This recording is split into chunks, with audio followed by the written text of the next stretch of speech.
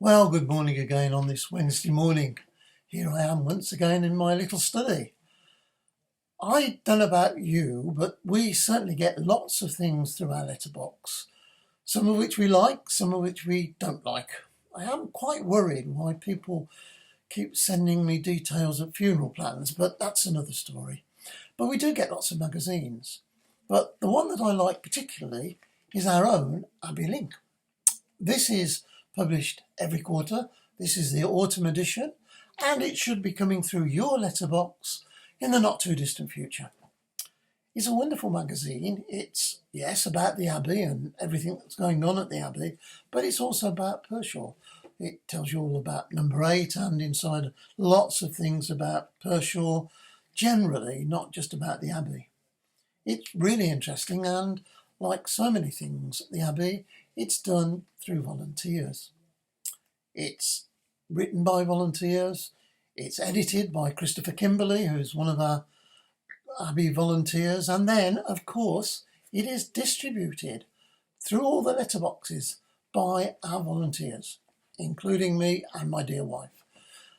And, I mean, we're amazing, really. We managed to deliver it to most households in Pershore. We distribute it to the villages through their churches, but for us it means going out, down the road, up the road, round the roads, putting it through letterboxes. Now I can tell you a secret here. Letterboxes in new doors are atrocious. They take your fingers off.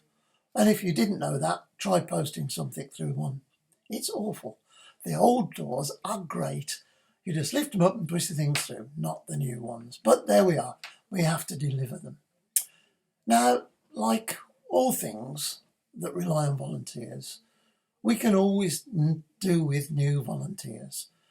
So if you've got a few minutes, a few hours to spend, please let us know and we can get you delivering Abbey Link. Of course, this has wonderful health benefits. It gets you out, it gets you walking. It's probably the only time I walk every 3 minutes. Anyway, we won't go into that. But it does get you out and get you walking. So if you can do it, there are some roads we're not covered yet, and we would be delighted. So have a look, see what you can do. If you can help us, that would be great. I'm certain a lot of you watching already help us in many ways. But we do rely heavily on volunteers, as do so many other organisations.